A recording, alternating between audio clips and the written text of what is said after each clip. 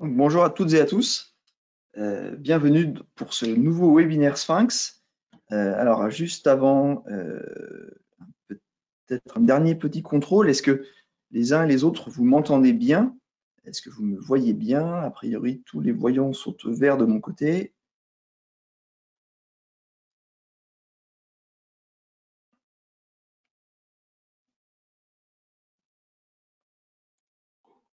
A priori, tout est bon.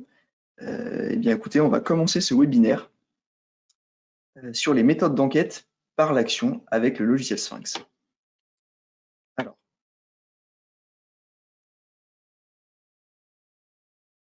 voilà, donc nous allons être ensemble pour une demi-heure.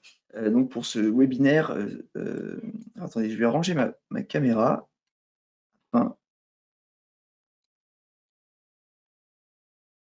voilà, donc bienvenue à toutes et à tous pour ce nouveau webinaire Sphinx sur les méthodes d'enseignement des enquêtes par l'action avec les logiciels Sphinx. Alors, ce webinaire a pour objectif de partager mon expérience et faire un retour d'expérience sur une méthode que j'ai utilisée lors des derniers cours que j'ai pu donner en tant qu'enseignant vacataire à l'Université Savoie-Mont-Blanc sur la période octobre, novembre, décembre dernier. Alors, avant de commencer dans ce webinaire, quelques petits rappels concernant cette présentation. Donc, la présentation que je vais utiliser, donc le PowerPoint, avec les quelques liens et donc la vidéo, vous seront envoyés et vous allez pouvoir revoir, si vous le souhaitez, cette vidéo sur YouTube. Ma collègue Christine est en ligne et elle pourra répondre à quelques-unes de vos questions en direct par le système de chat que vous avez sur la barre verticale qui doit s'afficher sur votre écran. Toutes les questions concernant le logiciel, éventuellement des tarifs, voilà. Et pour les questions plus méthodologiques qui se rapportent véritablement à ce que je vais vous présenter en termes de méthodologie mise en place, je pourrai y répondre ultérieurement puisque nous aurons les questions, l'ensemble de vos questions, et je pourrai vous répondre juste après. Et ensuite, après ce webinaire, comme d'habitude, nous allons vous envoyer une petite enquête, vous solliciter pour que vous nous faisiez part de votre satisfaction et des éventuels commentaires. Donc, n'hésitez pas à répondre le plus sérieusement possible à cette enquête. Alors, je parlais tout à l'heure de cette petite barre verticale là, que vous devez avoir sur votre écran. Donc, je vous invite à écouter donc, en utilisant l'audio de l'ordinateur avec un casque, c'est plus confortable pour vous. Et puis tout en bas, vous avez, comme ici présent sur l'écran, une zone, donc dans la partie questions, dans laquelle vous allez pouvoir poser vos questions. Et ma collègue Christine, comme je viens de vous le dire, pourra y répondre, ou alors moi, après le webinaire. Et dans ce cas-là, je vous renverrai les réponses par mail. Alors, avant de commencer la présentation et de rentrer dans le vif du sujet, pour les personnes qui ne connaîtraient pas, qui ne nous connaîtraient pas, donc Sphinx, nous sommes éditeurs de logiciels d'enquête et d'analyse de données depuis à peu près plus de 30 ans.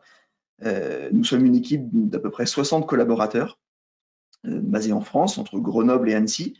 Et puis, on a une équipe de formateurs qui sont éparpillés un petit peu partout en France. Nous éditons des logiciels, mais nous avons également un institut en interne chez Sphinx, dans lequel travaille un grand nombre de chargés d'études qui réalisent tout ou partie d'enquêtes que nos clients peuvent nous confier. Alors, dans le secteur de l'enseignement et de la recherche, par exemple, nos chargés d'études vont travailler pour vous sur des problématiques d'évaluation des enseignements, enquête d'insertion professionnelle, etc. Sphinx est très présent dans le monde universitaire, dans le monde de l'enseignement et de la recherche depuis, pour être plus général, depuis un moment puisqu'il est né de ce monde-là. Voilà, donc Sphinx, pour terminer, on vous propose une offre à la fois d'analyse quantitative, qualitative, et puis du conseil. Alors ici, c'est simplement quelques références, toujours pour les personnes qui ne nous connaîtraient pas. Vous retrouvez ici quelques-unes des nombreuses références, mais vous avez ici des grandes écoles, des universités, des laboratoires de recherche qui sont clients voilà, depuis un bon moment pour du logiciel, de la prestation, de la formation. Alors, comment va se dérouler ce webinaire? Tout d'abord, je vais vous réexpliquer en quelques mots le contexte, même si vous l'avez lu un petit peu dans l'invitation que vous avez reçue par mail. Ensuite, je vais décrire un petit peu la méthode utilisée, présenter les différentes étapes que j'ai mis en place durant les séances que j'ai eues avec mes étudiants, et je vais vous expliquer, enfin vous partager, moi, mon retour sur les atouts que j'ai trouvés à utiliser cette solution. Alors, le contexte. Donc, comme je vous le disais tout à l'heure rapidement en introduction, ça fait quelques années que je donne des cours d'enquête, donc des cours de TD sur le logiciel Sphinx à des étudiants de deuxième année en GEA.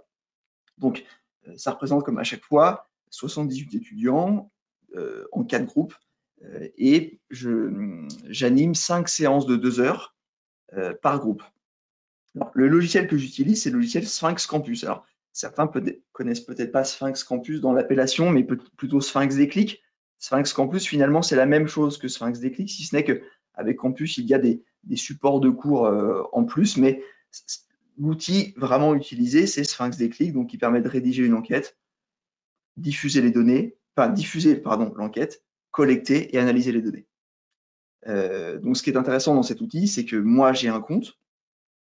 J'ai un compte qui me permet donc de faire de l'enquête, travailler avec les étudiants en live, et également, j'ai pu créer un compte par étudiant, ou alors, en fonction de notre méthode, on pourrait tout à fait également créer un compte par groupe d'étudiants. Moi, j'ai fait le choix de créer un compte par étudiant. Et tout ce que j'ai fait, je l'ai fait dans ce seul et même outil. Voilà. Et puis, bien sûr, étant donné l'époque, enfin le moment que nous vivons tous et toutes, j'ai utilisé une plateforme collaborative de travail. Donc celle que j'ai utilisée, moi, c'est Teams. Certains de mes clients ou collaborateurs utilisent Zoom également, ou il y en a d'autres, pour pouvoir justement dialoguer, communiquer et travailler avec mes étudiants. Voilà. Alors, ça, c'était simplement une petite copie d'écran qui montre un petit peu que l'environnement campus, et bien l'intérêt, mais je vais peut-être vous montrer rapidement, c'est que quand je me connecte à mon compte, ici, eh bien, j'ai la possibilité d'administrer, en cliquant sur ici administration, eh bien, j'ai la possibilité de voir voilà, les comptes de mes étudiants que j'ai pu créer. Voilà. On reviendra tout à l'heure dans l'outil, puisque au cours de la démonstration, on fera des allers-retours avec les slides et puis l'outil pour voir ce qu'on a fait durant ces 5 séances. Alors, la méthode utilisée, puisque c'est vraiment le cœur de l'objet de la présentation. Alors, la méthode utilisée, ça a été un protocole de collecte avec une approche mixte, c'est-à-dire avec une phase qualitative et une phase quantitative. Et cette méthode, elle est inspirée de la méthodologie des études en sciences sociales. Donc, pendant très longtemps, on opposait la phase qualitative et quantitative. Alors ça, c'est de moins en moins vrai.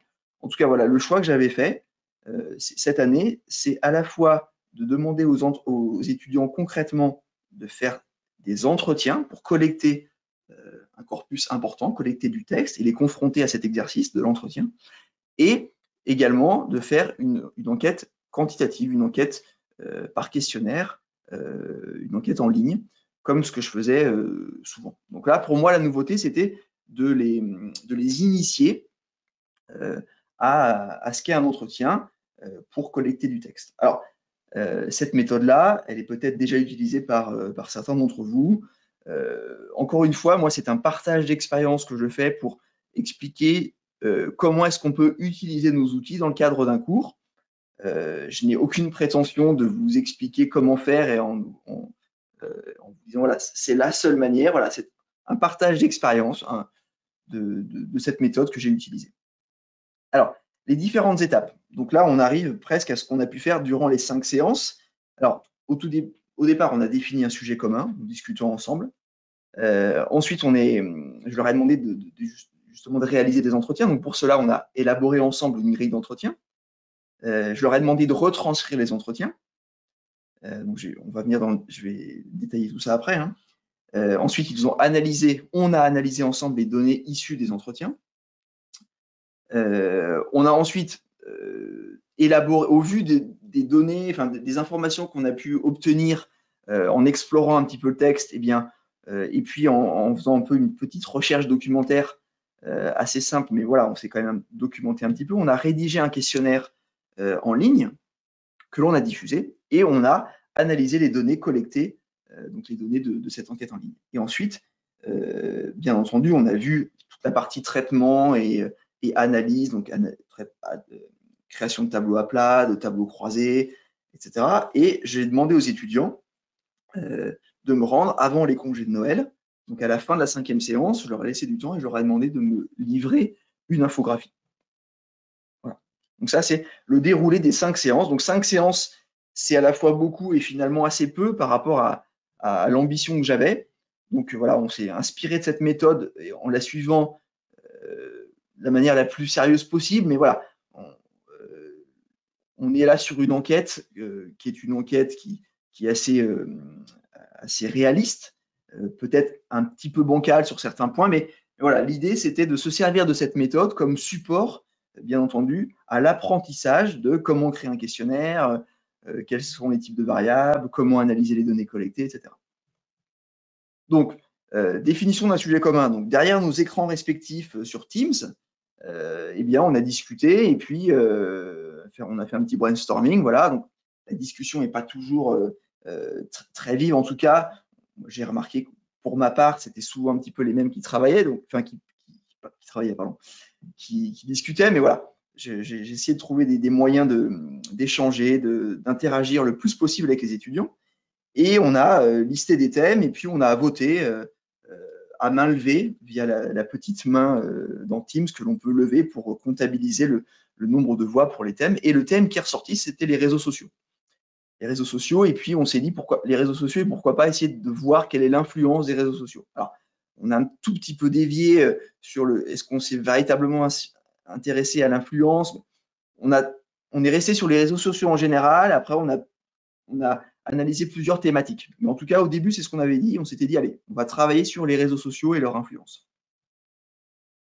Donc là, le premier travail que je leur demandais, dès finalement la fin de la première séance, c'était, donc ça correspond à cette fameuse phase qualitative, c'était de réaliser les entretiens. Donc pour ça, eh bien, on a créé une grille de lecture, une grille d'entretien. Je vais vous la montrer plus en détail dans le logiciel. Et dans cette grille d'entretien, il y avait donc essentiellement des questions ouvertes texte et puis quelques questions fermées pour savoir qui était cet interviewé. Et à l'issue de la rédaction de cette grille d'entretien, je leur ai demandé à chacun et chacune de réaliser 3 entretiens en face à face à 3 personnes d'âge différentes. Donc, une personne de leur âge, une personne de l'âge de leurs parents et une personne de l'âge des grands-parents, puisque on s'est rendu compte aussi que même leurs grands-parents utilisaient les réseaux sociaux, alors certes de manière moins active qu'eux, ou que moi, mais sachant que moi je les utilise quand même beaucoup moins que les étudiants, je m'en suis vraiment rendu compte, car je ne suis pas du tout de la même génération. Voilà, donc 3 personnes différentes, et puis des interviews. Alors, je leur avais demandé jusqu'à 20 minutes, finalement, on a obtenu globalement une moyenne d'à peu près 12 minutes, parfois 15, donc c'était quand même un travail assez important qu'ils ont réalisé. Et je leur ai demandé également après d'enregistrer donc cet entretien et de me l'envoyer par un téléchargement. Alors pour moi, c'était une manière aussi de contrôler un petit peu que le travail était fait. Alors là, je vous montre rapidement donc là, je reviens dans Sphinx Déclic, donc l'outil que j'ai utilisé. Donc au départ, on avait rédigé. Donc alors, je reste dans la phase de conception du questionnaire pour que vous puissiez voir toutes les pages. Donc au début, on a rédigé cette grille d'entretien. Donc là, l'étudiant mettait son nom et puis là, quelques questions fermées pour que justement l'étudiant puisse indiquer s'il s'agissait d'un homme ou d'une femme, son âge, sa CSP et s'il habitait plutôt en ville ou à la campagne. Et le cœur de la grille d'entretien, ce sont ces questions. Donc, ces questions qu'ils avaient peut-être imprimées ou notées sur un papier pour réaliser l'entretien. Donc voilà, quels réseaux sociaux utilisez-vous le plus? Pourquoi les utilisez-vous? Pensez-vous qu'ils soient utiles? Quelle confiance accordez-vous aux réseaux sociaux? Donc toutes ces questions, on les a définies en discutant, en échangeant, voilà. Et puis moi, à la fin, j'ai validé la grille d'entretien que j'ai décidé que l'on utilise. Alors, donc ça, c'était la grille d'entretien. Mais après, pour le travail que je leur demandais, justement, j'ai créé une autre grille que j'ai appelée ici interview. Et donc, dans cette grille, on retrouve la même chose, si ce n'est que j'ai rajouté des petites annotations en rouge que vous voyez ici pour recadrer, pour redonner bien les consignes à l'étudiant, puisque je me suis rendu compte, mais bon, ça, je m'en étais rendu compte et vous le savez encore mieux que moi, qu'il est important de répéter plusieurs fois.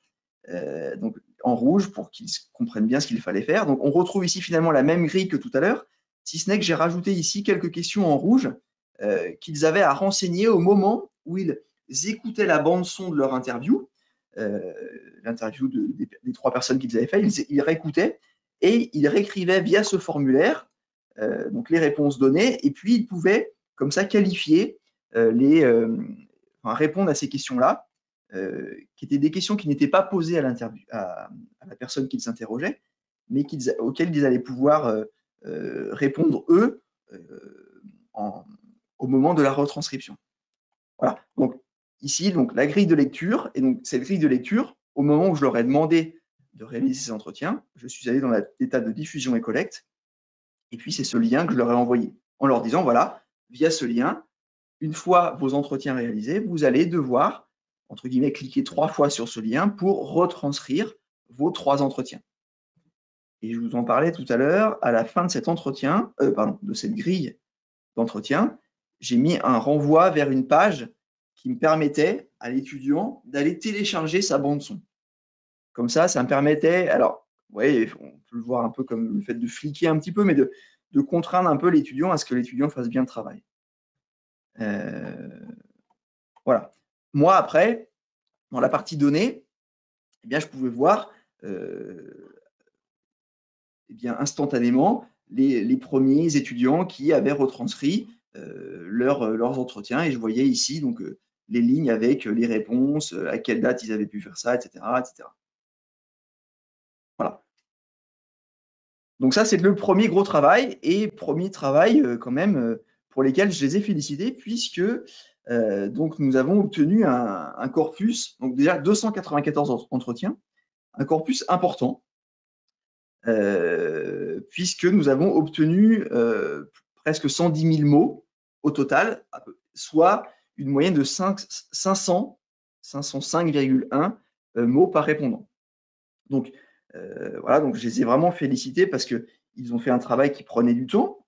L'entretien prend du temps, la retranscription prend du temps, mais ça leur permettait d'une part de voir à quoi consistait cet exercice, et également de rentrer encore plus dans le sujet, puisqu'ils utilisent les réseaux sociaux, ils sont jeunes, ils les connaissent bien, mais ils ont pu avoir une connaissance autre en posant des questions et en voyant quelles étaient les réponses qui étaient données par 3 types de personnes différentes. Alors, je vais vous montrer simplement une ou 2 vues que l'on avait réalisées justement pour analyser un petit peu ce corpus. Donc là, on a plusieurs vues d'analyse que l'on a réalisées, et une qu'on avait réalisée ensemble qui s'appelle voilà, les répondants. Donc si je lance celle-ci, c'est simplement pour vous montrer que voilà, dans cette vue, on a placé ici donc sur la colonne de gauche les trois variables donc, illustrées par des graphiques qui concernent donc, qui a répondu, est-ce un homme ou une femme, le lieu d'invitation et puis la génération. Donc, il y avait une question sur l'âge. Et puis, à droite, on voit la question relative aux usages. Quel type d'usage ils en font? Est-ce que c'est pour s'informer, partager ou échanger, discuter? Et puis en dessous, est-ce qu'ils l'utilisent de manière intensive, régulière, etc. Et à droite, donc ici, vous voyez en bas 5 onglets, réseaux sociaux, pourquoi, utilité, confiance et influence. Ça reprend les 5 thèmes des 5 questions. Quel réseau social utilisez-vous? Pourquoi? L'utilité, la confiance et l'influence. Et les réponses à ces questions, on les a présentées ici sous forme d'un nuage de mots, et également sous forme de verbatim avec une signature. Et on a fait cette vue-là assez simple avec des filtres automatiques. Là, si je clique par exemple sur un homme, eh bien, je vois que mes 4 variables ici vont s'actualiser en fonction des réponses des hommes. Donc, on voit que les hommes ici utilisent les réseaux sociaux davantage pour échanger, discuter, mais presque autant que pour s'informer, de manière très régulière. Et on voit quels sont les mots qui sont les plus cités. Donc Facebook ici, Instagram 10 fois moins. Et puis on voit les réponses, on voit les verbatims de ces personnes-là. Et si on veut aller un petit peu plus loin, on peut aller cliquer par exemple sur Facebook pour afficher ici Donc, on actualise cette fois-ci les verbatims et on zoome encore une fois de plus sur les hommes qui ont parlé de Facebook dans leurs réponses. Donc, cette vue très simple, donc, qui mêle des réponses à quelques questions fermées et des questions ouvertes, leur permettait d'aller un peu, de naviguer, de jouer un petit peu avec ces filtres automatiques pour aller voir un petit peu ce qui se disait en fonction de si je suis un homme ou une femme, si je suis plutôt jeune, si je suis plutôt moins jeune, comment je les utilise, qu'est-ce que j'utilise, etc. Alors, je reviens sur ma présentation. Donc là, une fois qu'ils ont exploré ce texte, donc voilà, je viens de vous le montrer, on a créé des vues pour voir un petit peu ce qui ressortait. On s'est rendu compte clairement que, en fonction de si je suis un homme ou une femme, mes usages, ce que je vais utiliser ne va pas être la même chose, et surtout en fonction de la génération, en fonction de l'âge. On avait un petit peu une idée, ça permet voilà, de fixer un peu plus l'idée que l'on avait avant de lancer cette étude et ces entretiens. Alors, ensuite, avant de créer le questionnaire quantitatif, on a fait une petite recherche documentaire assez simple. Donc, je leur ai soumis quelques articles dans lesquels on parlait des dangers, le fait que les réseaux puissent être addictifs, etc. Donc, quelques liens. Et on a discuté ensemble, on a échangé, et puis on a essayé de voir, en fonction des informations que l'on avait dans ce qu'on pouvait lire, tiens, on parle de drogue, on dit que c'est addictif, est-ce qu'on pourrait du coup pas poser une question de satisfaction intitulée les réseaux peuvent être une drogue, quel est votre niveau de satisfaction par rapport à ça? Voilà, donc on avait des idées et on s'est aidé d'articles pour trouver des thématiques pour lesquelles on a confronté les répondants à une batterie de questions-échelles notamment. Alors, donc on a rédigé ce questionnaire. Ce questionnaire, je vais vous le montrer, toujours dans l'outil Sphinx.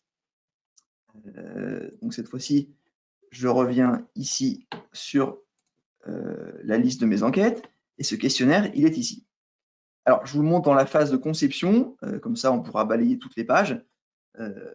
Voilà, le petit titre, la petite phrase d'introduction, les questions un peu d'ordre général, les utilisez-vous pas, pourquoi, la fréquence, etc. Quel réseau utilisez-vous le plus? Donc, bien entendu, au moment où on a rédigé le questionnaire, comme je vous disais au départ, cette étude, c'est surtout aussi un moyen, un prétexte d'apprendre à quels sont les types de variables, comment est-ce qu'on rédige un questionnaire pour qu'il ne soit pas trop bancal, les types de questions, etc. Donc, on a appliqué et on a, cette enquête, c'était une manière justement d'appliquer tout ça. Donc, ça, on l'a également vu avec les étudiants pendant la séance. Donc, les fameuses questions échelles, on les retrouve ici, donc avec une question déjà de satisfaction générale et en dessous des questions, des batteries d'échelle avec des questions de satisfaction partielle. Donc, tout à l'heure, on parlait du côté est-ce que voilà, les réseaux sociaux sont une drogue au même titre que l'héroïne, la cocaïne, l'alcool? Pas du tout, plutôt non, cela dépend, plutôt oui, tout à fait. Donc ça, typiquement, c'est une thématique que l'on a lue clairement dans un des articles et on s'est dit pourquoi pas justement poser cette question dans l'enquête. Voilà, et puis à la fin, on a quand même mis dans notre enquête quantitative 2 questions, commentaires, et puis en dessous, les mêmes questions que l'on avait au niveau des entretiens. Questions de profil, genre, âge, CSP, et voilà. Et on leur avait également indiqué, s'ils le souhaitaient, qu'ils pouvaient nous communiquer leur email afin que l'on puisse leur envoyer l'infographie que l'on a fait. Voilà, donc ça c'est pour le questionnaire. Je reviens donc sur ma slide. Et donc, les étudiants, donc je leur ai bien entendu montré comment on pouvait diffuser l'enquête par emailing, par leur boîte mail perso. Donc moi j'ai diffusé à quelques amis, à mes collègues. Les étudiants ont diffusé ça sur les réseaux, etc. Et on a eu voilà 263 réponses. Alors la difficulté, je me suis rendu compte que c'était pas facile autant pour les entretiens. Le travail faisait qu'on avait facilement beaucoup de réponses parce qu'à un moment donné ils étaient obligés de le faire. J'ai relancé les étudiants, certains ont bien joué le jeu, d'autres un petit peu moins. Bon, on aurait pu avoir plus de réponses, j'aurais pu de mon côté me débrouiller pour en avoir plus. Voilà, on a obtenu 263 réponses. Pour la prochaine fois, je verrai de manière à en avoir davantage. Donc, à droite, vous voyez que l'enquête, la plupart ont répondu, c'est surtout les jeunes, via leur smartphone. a priori, c'est davantage les étudiants qui ont communiqué le lien de l'enquête par ce support-là. Voilà, donc là, c'est simplement pour curiosité, toujours intéressant de savoir quel est le support utilisé par les répondants. Et ensuite, voilà, donc ensuite, on a analysé les données donc, dans l'outil Déclic. Dans l'outil Déclic, on a depuis 2 ans un outil qui s'appelle DataViv, qui permet justement de représenter nos tableaux, nos graphiques de manière un peu sympa et de pouvoir les communiquer. Donc, on a bien entendu vu ensemble comment présenter un tableau à plat en fonction du type de variable, et puis comment croiser les données, et en utilisant aussi la fonction qui permet de faire des liens entre les variables pour voir justement s'il y a véritablement une variable qui a une influence sur une autre. Donc ça, c'est quelques images pour vous montrer un petit peu ce qu'on a fait. Et là, je vais aller dans le logiciel pour vous montrer simplement quelques vues de travail, quelques vues qu'on a utilisées, puisque le principe, c'est que moi, je partageais mon écran, forcément, et les étudiants, eux, avaient la même enquête, puisque je l'avais téléchargée, et j'avais expliqué aux étudiants comment l'importer depuis leur compte par cette fonction que vous voyez ici. Derrière le bouton Avancer, il y a un bouton Importer, et si moi, au préalable, je télécharge mon enquête, eh bien, je peux leur envoyer par mail et leur dire, vous, de votre côté, importez-la dans votre compte. Et on avait du coup, on travaillait avec la même enquête, avec le même nombre de réponses. Donc, je vais dans la partie analyse et j'ai plusieurs vues, notamment une vue que j'avais appelée analyse dépouillement à plat. Alors, c'est des vues que je vais appeler des vues brouillons. J'ai utilisé, on a manié des tableaux, voilà, donc des tableaux à plat. Là, le but, c'est simplement de vous montrer comment est-ce qu'on a travaillé. On glissait une variable dans la page, voilà, puis après, j'expliquais de quelle manière on pouvait présenter cette variable en fonction de si c'est une variable fermée, ouverte, etc. Le fait qu'on puisse, ici, on avait une question échelle, on la présente de cette manière-là, où on utilise le barème pour la présenter sous forme de notes. On peut regrouper les gens pas contents, contents, etc., en regroupant les notes. Voilà. Donc, j'ai utilisé plusieurs vues et puis je demandais à chaque fois aux étudiants de faire la même chose que moi, parfois qu'ils m'envoient le lien pour que je puisse vérifier qu'ils aient bien compris et qu'ils aient bien réussi à faire le même tableau que celui que je pouvais montrer. On est allé jusqu'au tableau de caractéristiques. Voilà. Donc, c'est l'outil qu'on a utilisé pour analyser les données. Ensuite, on avait fait une vue voilà, que j'avais appelée test et relations. Donc là, j'expliquais un petit peu la méthodologie. Voilà, on imagine que la question relative au genre, à l'âge, au lieu d'habitation peut peut-être avoir une influence sur, par exemple, l'intensité d'utilisation, la satisfaction.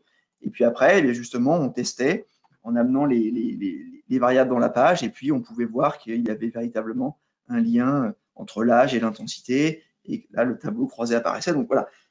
Bon, ça, c'est simplement pour vous dire qu'on a bien entendu, avant de faire l'infographie, passer du temps dans les séances à expliquer comment on pouvait analyser les données en s'arrêtant à l'analyse croisée. Et ensuite, eh bien, je leur ai demandé de me créer une infographie. Et pour cela, eh bien, je leur ai montré une infographie qu'on a réalisée, enfin que notre service étude a réalisé, et qui avait été faite dans l'outil Sphinx DataViv, afin qu'ils puissent faire la même chose finalement que ce que l'on pouvait faire. Alors, cette infographie, elle est ici, là. Alors, certains l'ont déjà vue souvent dans nos signatures, puisqu'on l'a gardé un petit moment, on a communiqué pas mal sur cette enquête, parce que derrière l'infographie, eh bien, il y avait justement cette enquête. Voilà, cette infographie, c'est celle-ci. Donc, je l'ai montrée puisque je la trouve bien, je la trouve claire, et pour moi, c'était un bon moyen de leur dire, voilà, l'objectif, c'est de tendre vers ça, en adaptant bien entendu cette présentation, la présentation de votre infographie à ce que vous avez comme variable dans votre enquête. Voilà. Mais en tout cas, voilà, vous pouvez peut-être présenter une moyenne comme ceci, présenter peut-être des verbatims comme cela, avec un filtre automatique ici en fonction peut-être de la satisfaction. Enfin, voir ce que vous pouvez, ce qui peut être intéressant à prendre là-dedans pour communiquer pour vous quels sont les faits les plus marquants que vous retenez suite à l'analyse des données issues de l'enquête en ligne. Voilà. Donc, les étudiants, du coup, ont réalisé des infographies qui sont assez intéressantes. Alors, bien entendu, je le remets ici dans cette slide, c'est que au même titre que j'ai expliqué comment est-ce qu'on présentait un tableau à plat et comment est-ce qu'on présentait les données sous forme graphique et visuelle, on a parlé justement de la data visualisation en disant, voilà, l'infographie, c'est un moyen d'appliquer, d'utiliser la data visualisation pour diffuser un rapport synthétique aux personnes, donc dans notre cas, aux personnes qui ont répondu à l'enquête. Voilà, donc on a fait un petit point sur qu'est-ce que la data visualisation, quelles sont les grandes règles à respecter, etc. Et je leur ai montré également d'autres infographies. Ici, vous avez simplement 5 infographies qu'on réalisé. Alors, 5 que j'ai pris parmi les plus sympas, que ce soit en termes de forme, mais en termes de fond, je les ai assez bien notés également. C'est simplement pour que vous puissiez vous rendre compte un petit peu de ce que les étudiants ont pu faire, simplement parce que je leur ai proposé un modèle ou deux, comme celui que je vous ai montré avant.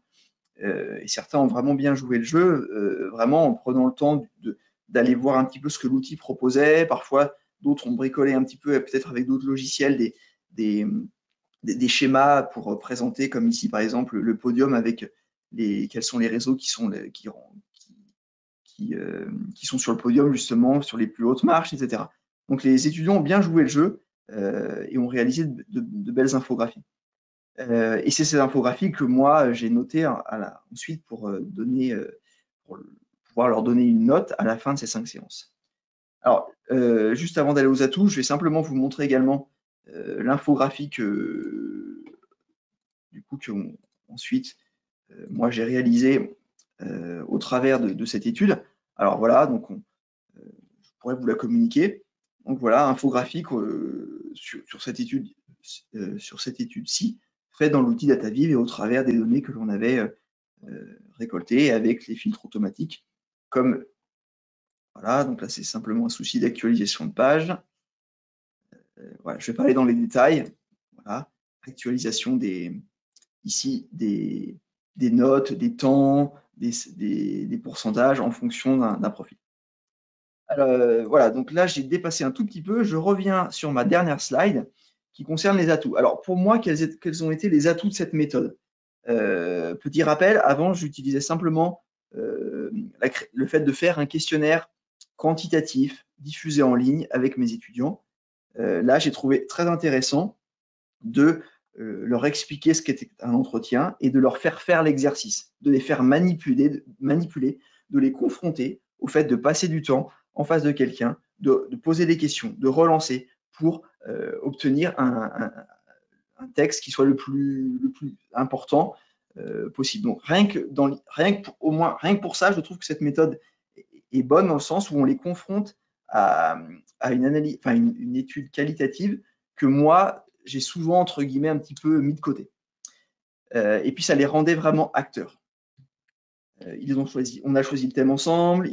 À la fin, ils ont fait une infographie. Je leur ai pas proposé un QCM, mais ils ont vraiment travaillé pour faire une restitution. Donc voilà, ils sont acteurs.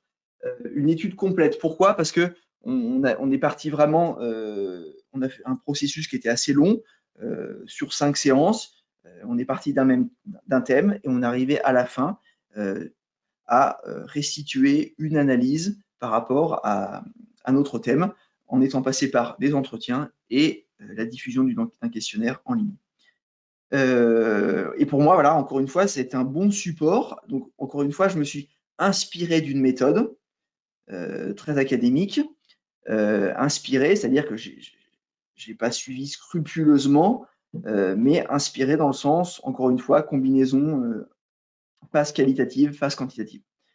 Donc, pour moi, j'ai trouvé ça intéressant de les confronter à ça et de les rendre. Alors, on peut peut-être les rendre encore plus acteurs, mais encore une fois, j'ai trouvé que ça a été un moyen de les faire travailler et de les rendre voilà, acteurs, actifs.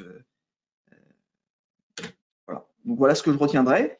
Donc, bien entendu, donc là, on arrive à la fin de ce webinaire. Vos remarques, vos commentaires, qu'elles soient positives, négatives, constructifs, en tout cas, m'intéresseraient véritablement parce que j'ai découvert une nouvelle méthode de travail donc avec notre outil. L'outil, je le connaissais. La méthode un tout petit peu moins en ce qui concernait l'entretien. Donc voilà, si vous avez des commentaires, des idées à me faire part, je suis vraiment preneur pour échanger avec vous à ce sujet. Et puis après, si vous avez des questions, donc encore une fois, j'espère que Christine a pu répondre à une bonne partie de vos questions que vous avez pu poser sur le logiciel. Et si vous avez des questions plutôt d'ordre méthodologique sur ce que j'ai pu vous expliquer, parfois peut-être un peu trop rapidement, sur comment j'ai pu construire mes 5 séances, eh bien, n'hésitez pas à me les poser via l'outil. Comme ça, je pourrais les récolter et y répondre. Et peut-être même que je pourrais répondre à toutes les questions afin que les uns et les autres, vous puissiez voir les questions des uns et des autres justement et voir mes réponses. Alors j'espère que ce webinaire vous aura intéressé. J'espère que vous avez pu capter quelques petites choses qui ont pu vous intéresser, des petites choses que vous allez peut-être pouvoir mettre en pratique ou peut-être découvrir que notre outil permet de faire ça. Voilà. Alors je parlais de data visualisation tout à l'heure.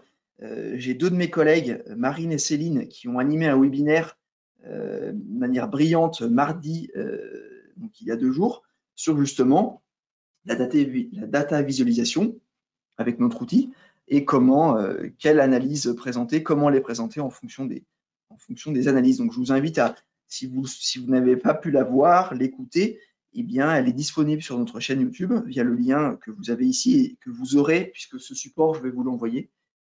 Voilà, donc n'hésitez pas à le regarder. Je vous remercie pour votre attention. J'ai dépassé un tout petit peu, j'espère vous avoir intéressé et je reste à votre disposition si vous avez des questions, que ce soit sur le thème, la problématique de ce webinaire, sur nos logiciels ou sur ce en quoi je pourrais vous apporter une réponse. Je vous souhaite une excellente journée et je vous dis à très bientôt.